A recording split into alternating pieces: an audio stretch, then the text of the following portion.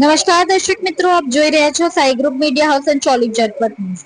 સુરતમાં છેલ્લા 24 કલાકમાં સતત પડી રહેલ ભારે વરસાદને પગલે આજે બીજા દિવસે પણ સુરતના કેટલાક વિસ્તારો પાણીમાં ગરકાવ થયેલા જોવા મળ્યા હતા, તો સુરતના કેટલાક વિસ્તારો હજી પણ તળાવ બન્યા છે। જે વિસ્તારોમાં પાણી ભરાયા છે ત્યાં વાહન ચાલકોને પણ હાલાકીનો સામનો કરવો પડી રહ્યો છે, તો કેટલાકને નોકરી પર તેમજ કામ ધંધા ઉપર જવામાં પણ મુશ્કેલીઓ થઈ રહી છે।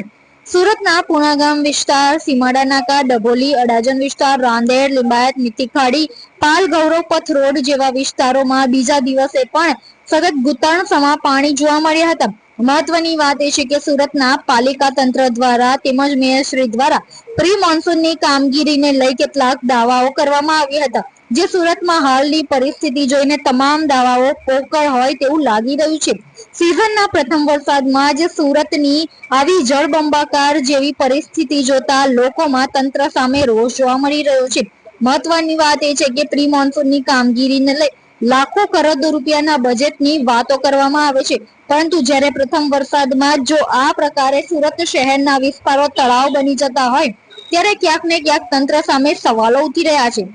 સુરતના પુણાગામ વિસ્તારના સ્થાનિકોમાં તંત્ર સામે રોષ જોવા મળ્યો હતો, તો પુણાગામ વિસ્તારમાં આવેલ શિવમ કોમ્પ્લેક્સ નજીક તેમજ તેની આસપાસની સોસાયટીઓમાં લોકોના ઘરોમાં તેમજ દુકાનોમાં પાણી ફરી વળતા સ્થાનિકો દ્વારા તંત્ર સામે પ્રી મોન્સૂનની કામગીરીના દાવાઓ પોકળ નીકળ્યા હોવાનું જણાવવામાં આવી રહ્યું છે, તો કેટલાકની દુકાનોમાં લાખો રૂપિયાના માલ સામાનનું પણ પાણી ભરાઈ જવાથી નુકસાન થતા દુકાનદારોની ચિંતામાં વધારો થયો છે।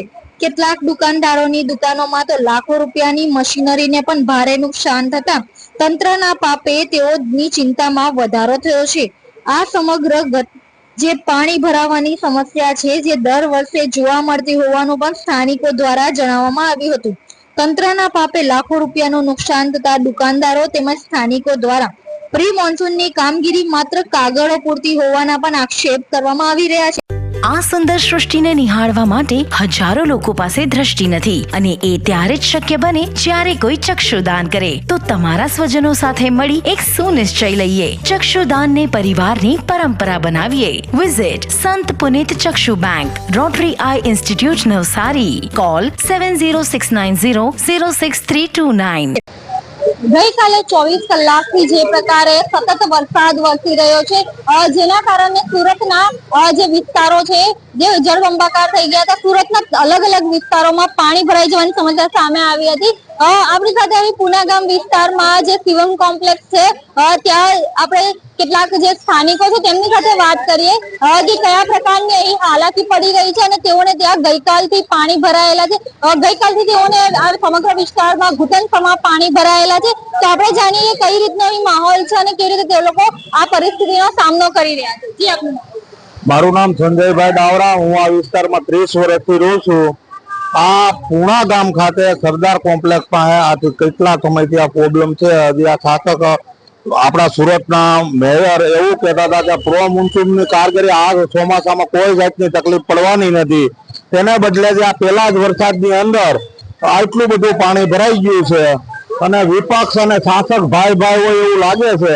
હવે વિપક્ષના કોર્પોરેટરો વિસાવદર વિધાનસભામાંથી પસારમાંથી નવરા થયા હોય તો તાત્કાલિક તમે સુરતમાં પ્રજા આમું જોવો, તમને લોકોએ ખોબે ધોબે મત આપ્યા છે। હવે આ સ્થાનિક દુકાનોમાં એટલું બધું પાણી ભર્યું છે, હવે કેવડી નુકસાની થઈ છે અને કેટલું માણસ હેરાન થાય છે। કેટલા ટાઈમથી અહીંયા પાણી ભરાઈ રહ્યું છે? ગઈકાલથી કેટલા સમયથી પાણીનો ભરાવો? જો કાલે રાત્રે વરસાદ એટલો પડ્યો તો કાલે એટલું પડ્યું તો આજે રાત્રે સવારે વહેલો વરસાદ ચાલુ થયો તો આજે હજુ તો અત્યારે વરસાદ કલાક ત્યાં રહી ગયો છે, થોડુંક ઓછું પાણી થયું છે, બાકી અહીંયા કઈડ સમા પાણી અહીંયા ભરાયેલા હતા।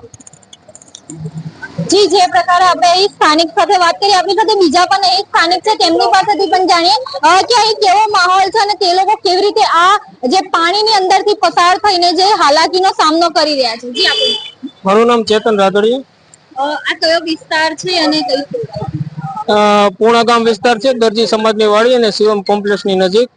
કે અહીંયા છેલ્લા 20 વર્ષથી પાણી આની આ રીતે જ ભરાતું હોય છે અને તંત્ર દર વખતે એવું કહે છે, ગપગોળા ફેંકે કે ભાઈ આ વખતે પ્રી મોન્સૂનની કામગીરી બહુ સરસ કરી છે, કોઈ જગ્યાએ પાણી નહીં ભરાય, પણ તમે જોઈ શકો છો કે આ દુકાનોની અંદર 6 ફૂટ જેટલા પાણી અંદર ભર્યા છે અને દુકાનની અંદર નાની મોટી મશીનરીઓ હોય છે તો એક મશીનરી 5-6 લાખ રૂપિયાની મશીનરી છે.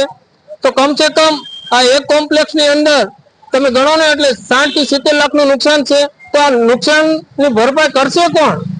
મોટો પ્રશ્ન એ છે. કારણ કે નાના લોકો રહે છે અહીંયા અને નાના મોટા ધંધા કરતા હોય છે.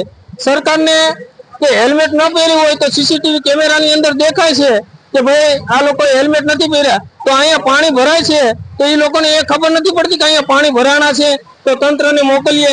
અહીંયા કોઈ તંત્ર પણ ડોકું કાઢવા માટે આવ્યું નથી. ગઈકાલથી કોઈ એસએમસી ના કે કોઈ અધિકારી અહીંયા આવેલા છે? ના, કોઈ અહીંયા આવ્યું જ નથી. એટલે તો મેં તમને વાત કરી કે ભાઈ તંત્રને એ કઈ ખ્યાલ નથી રહેતી. લોકો હેલ્મેટ વગરના હોય તો તરત 500 નો મેમો ત્યાં કેમેરામાં જોઈને આપે છે. જી, જે પ્રકારે અહીં આપણે પુનાગામ વિસ્તારની એક સોસાયટીમાં ઉપસ્થિત છે, અહીં ગઈકાલથી જે છે તે પાણી અહીં ભરાયેલા છે. જે રીતે હાલ તો અત્યારે જે વરસાદ થોડો મંદ પડ્યો છે જેના કારણે અહીં છે તે થોડું પાણી ઉતરવા લાગેલું છે, પણ અહીં સ્થાનિકો દ્વારા જે છે તે તંત્ર સામે રોષ જોવા મળ્યો છે. તેઓ દ્વારા જણાવવામાં આવેલું છે કે છેલ્લા ઘણા વર્ષોથી અહીં પાણી ભરાઈ જવાની સમસ્યા સામે આવે છે, પરંતુ અહીં તંત્ર દ્વારા કોઈ પણ પ્રકારની કોઈ જે છે તે કામગીરી કરવામાં આવતી નથી તેવું અહીંના સ્થાનિકો દ્વારા આક્ષેપ કરવામાં આવી રહ્યા છે. આપણે અહીં જે કેટલાક દ્રશ્યો બતાવીશું કે અહીં જે પ્રકારે જે આ દુકાનો છે, આ દુકાનોની અંદર જે છે તે પાણી ભરાઈ ગયા છે. અહીં દુકાનદારો પાસેથી જાણવા મળ્યું કે લાખો રૂપિયાનો જે અંદર જે છે તે માલ સામાન તેમજ જે મશીનરી છે તેને નુકસાન પહોંચ્યું છે. જેથી અહીં સ્થાનિકો જે પ્રકારે કહી રહ્યા છે કે તંત્રના પાપે આજે તે લોકોને લાખોનું નુકસાન થઈ રહ્યું છે તેવું સ્થાનિકો દ્વારા જણાવવામાં આવેલું છે. कैमरा पर्सन સાથે रश्मि राणा, झटपट न्यूज। आइसक्रीम हमारे यहाँ रोज चाहिए और वो भी रिफ्रेश के आइसक्रीम मिक्स। 5 से ज्यादा वैरायटीज। सर्च करो, क्लिक करो, लाइफ को रिफ्रेश करो।